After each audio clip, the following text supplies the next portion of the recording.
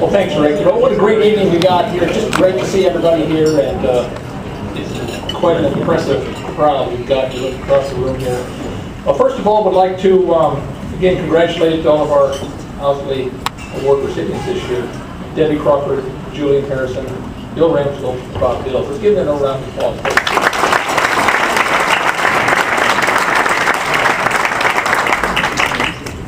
Well, it's been a great year for the chapter. If you look across this little banner in front of us here, this is to recognize that we've got the best chapter in AUSA. And as Doris Newcomb mentioned, there's 130 plus chapters across the world, both nationally and internationally. And we recognize it's quite an honor, and it didn't happen by accident, nor is it something that it's the first time we've been recognized for. And you've heard many of the reasons why. Some of the people that were recognized tonight, many of the people in the room who put in the time and energy and efforts and volunteered to make this happen. So we're very fortunate to be recognized, but we also know that there's still much more we are very capable of doing and look forward to doing that. First, I want to introduce a few of our AUSA officers and staff. Donna Barkville. Donna, I know Donna's back here. Where's Donna at? Donna back over here. Donna's our consultant. Give her a round. And Donna, I understand you've got a new member of the family. Is that correct? I do, yes. Congratulations. That's great. New member to our staff, Leanna Weathers. Where's Leanna? Sorry, Leanna's right here.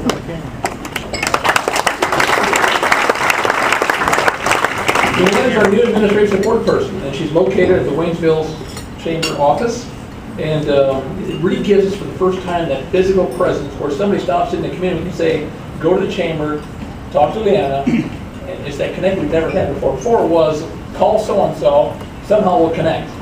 So there's so many people involved. It's just good to have Leanna. We're looking for great things to have her on board, and really, I think, being better able to tell our story. As we started talking about the need for this position, we realized that we don't capture a lot of all the things we do. The chapter is so involved with so many communities across the region, so much going on, that many times we're just off to the next thing. Because there's soldiers in need, something we got to do, there's something we do in our communities, and many times we just don't take the time to stop and say, wow, look at all the stuff we've done. So, man, we're glad to have you on board. Thank you. All right, Nancy Gregory. Nancy, I know, is here. Where's Nancy at? There she is back there.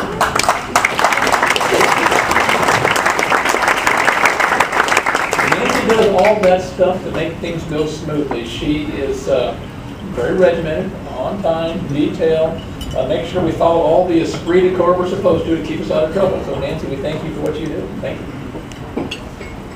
Trudy Dills. Trudy's been recognized already for our AUSA winners, but she's also our treasurer, and making sure that we get all the reports, finances, and everything is in line, in sync, on par, and we're doing all the things we need to do to be in sync with the finances and also with the national AUSA. So thank you, Trudy.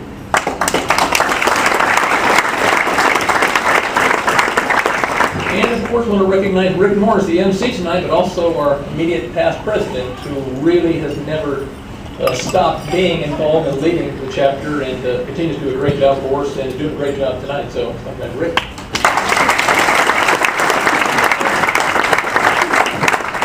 And it would be mistaken greatly if I didn't want to introduce my wife, who I've been married for 20 years now, hasn't left me.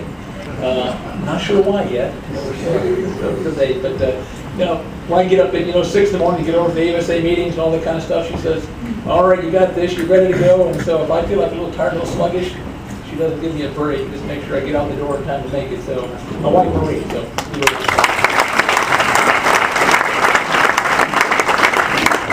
And AUSA couldn't do many of the things we do for our soldiers without the support of the command leadership. General Smith, it's great to have you back home again, and we look forward to working with you and supporting the mission service. Welcome back.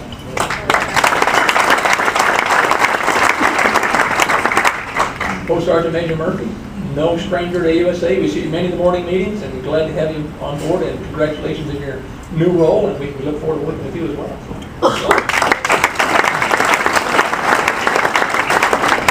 A very important part of our group of AUSA is the Command Sergeant Majors throughout the post. These are the men and women who really keep us in step with the staff. knowing what's going on with the soldiers. When there's a soldier in need, what Dalton Wright used to tell me, there's a very short flash to bang time. That when there's a soldier in need, they know about it, they can get on the phone, make the calls, and we can be involved and see what we can do to help these soldiers out. So if you're a command sergeant major, current or retired, please raise your hand and let us recognize you.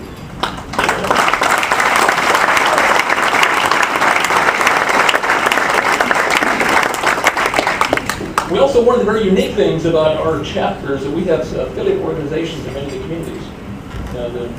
In Robb or Phelps County, we got the Phelps from the Fort, led by Mr. Eric Gozer. Now Eric is here somewhere. Where's Eric? Eric back here. Very good. Eric, thank you for your leadership. Friends of the Fort in Lebanon, and Merle Jonesley, that I did not see Merle here tonight, but he's very involved in a lot of activities, and so when you see him, thank him for his leadership with that organization. Committee of 50. Mr. Rick Morris is leading the Committee of 50, and he's just an outstanding group of individuals that really has a pulse that goes on at the Fort and also in the community. So Rick, thank you for leading that organization. And we have the late for the Fort, Mr. Tim Jacobson. Is Tim here tonight? All right. We're seeing the lake is really starting to do some great things and do more activities all the time. We really started to get involved, and it's good to see. And a lot of our soldiers, we like to go up there and partake at the lake, and they do a lot of great events in support of our soldiers. So we thank them for what they do. But these are just great ambassadors. These organizations really do all the things in our communities, get the awareness out there, put on a lot of events, support the events that the AUSA sponsors. We'll talk about some of those here in just a minute. And of course, it's the countless volunteers. There are hundreds of volunteers that help support the AUSA in our communities.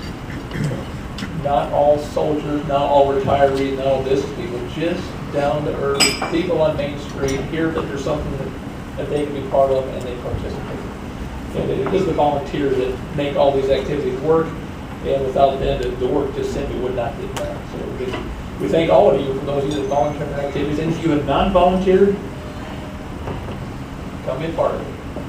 Come to one of our meetings, see how things work, and you will be wanting to get involved, and you'll enjoy your time that you spend with AUSA. The last group, and we typically don't mention them any time, but that's the AUSA National. AUSA National is always keeping us in line with what's happening at the federal level. Different things we need to be aware of, so we can do a better job of supporting our soldiers. Whether it's advocacy, there's a lot of stuff going on right now. There's a lot of targets being kind of flashed out there when it comes to the military. The benefits, strike here, there's a number of things that we want to watch. We want to make sure that our soldiers get the benefits that they signed up for, and when it comes time they need them, that they're there. So AUSA National does a lot of good work to make sure that we understand those things, and we're able to then step in and do our job and support the soldiers. So again, we feel a great debt of service to AUSA National. They do a great job for us. So our chapters continue to do some just incredible work in support of our soldiers. Over the past year, we were reminded that the two go hand in hand with the soldiers in our communities.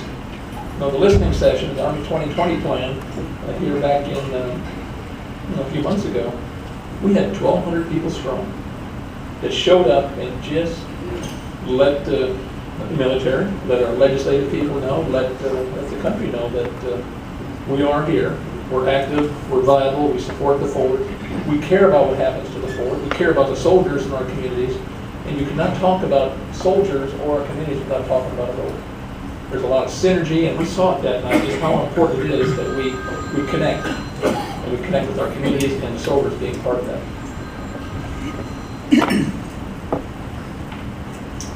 At the 2012 AUSA annual meeting, our chapter was recognized as the best chapter. Like I said, this is an incredible accomplishment. It's not the first time the chapter has been recognized. But this recognition is a reflection of the sustainment that we've had for decades here. The leaders that are involved, many of them are in the room tonight, doing those things that were needed to be done for all the right reasons, support of our soldiers. And now we look back 20, 30, 40 years later, and we look across the room now, and we see all the great things that we're able to do for our soldiers. And it makes a world of difference. It makes a world of difference for our communities and for the soldiers. So congratulations to all of our members and this, for being the best chapter. I'm sure some give me a who out there, Tammy. All right, appreciate that. Some of the activities that our chapter has partaken in this past year: Wounded Warrior events, the Warriors in Town dinners, and community dinners, and the Bransonville, motorcycle rides, fishing tournaments, a lot of different fundraisers, golf tournaments, and the list goes on and on. And I know a couple of gentlemen that we really do a lot of getting those things organized. They're Mr. Sean Howey, Mr. Jeff Butler. Now I saw Jeff, but it's Jeff and Sean, even from Jeff back here. Jeff, thank you very much.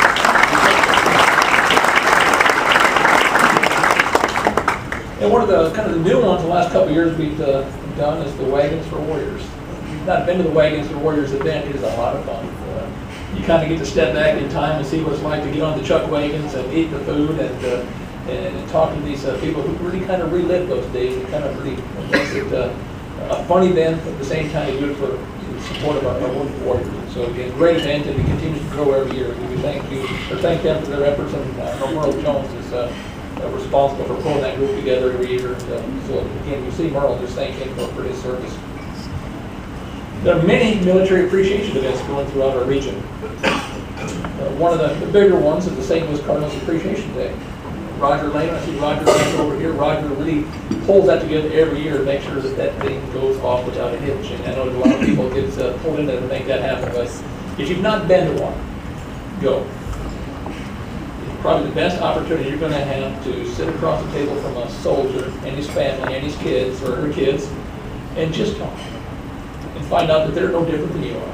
Where they grew up, what they do, things they like to do, kids playing the park, and kids are playing ball.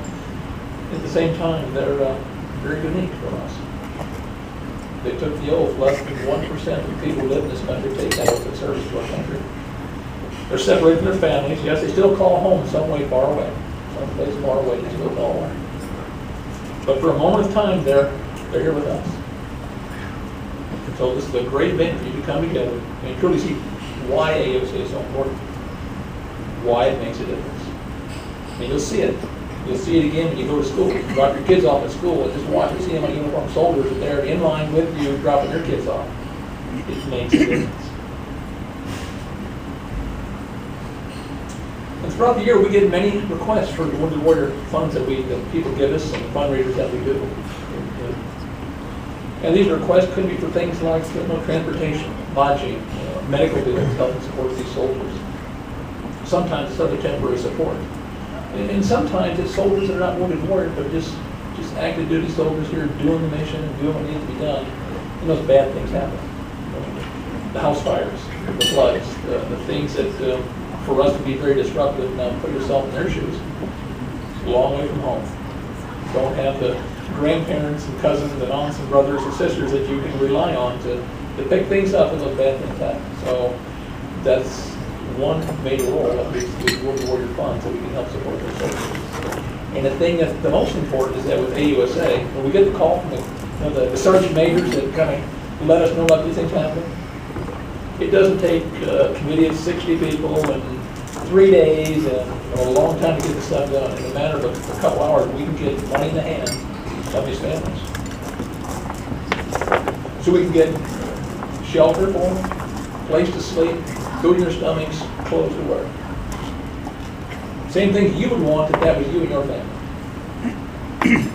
That's what the AUSA serves and why it's so important. And so the soldiers in need, and that's where I really appreciate those command sergeant majors. If it wasn't for them doing whatever they can to support their own troops, we couldn't do our jobs. So again, that's part of why it's so important that we come together, we connect.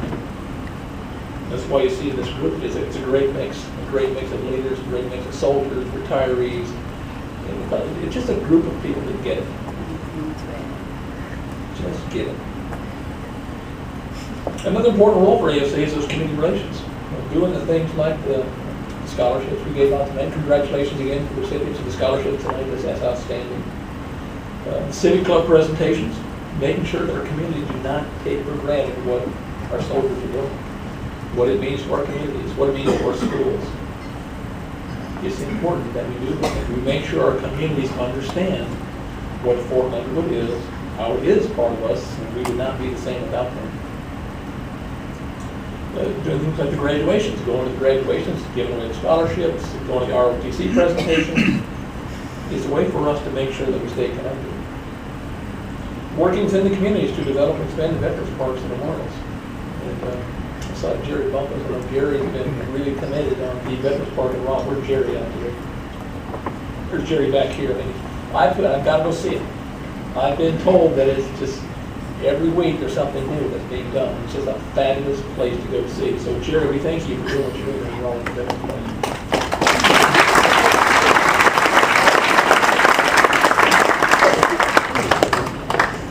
Community relations are so important. Also, the advocacy. The listening session. Attending those community legislative forums when the legislators are out asking for input, what they can do to help support their community. What's important to you, a citizen, a voter? What's important to you? We cannot miss an opportunity to tell them how important Fort Glenwood is. And they need to be fighting for us to make sure those benefits stay. We all have to do our part. Take your time, get involved, go to those functions. And I'll tell you, if you do that, and every time they show up in this area and somebody tell them about soldiers, how important the fort is, it sinks in. Every time they're here, it's an opportunity. And the other community forums, the SOP. Sustainable with our partnership. We had a full day of meetings today. I'm going to give a big kudos to Steve Tupper and Joe Driscoll and Dorsey Newcomb for kind of pulling that together. I know Ron Selfers is here too. Outstanding event today, just top notch. And appreciated the speakers and the leadership for being there today. And again, it's important. Again, it's all about that linkage between our communities and the fort. So many opportunities, and I think we're just scratching the surface. Really look forward to seeing how it all comes together. So these are just some of the things that we do with the chapter. In a little bit, I'm going to ask Skeet Earhart and Jim Barrett to come and talk about the membership and just kind of how things are going as far as our chapter there as well. But what an incredible year. Your chapter is the best chapter in the AUSA.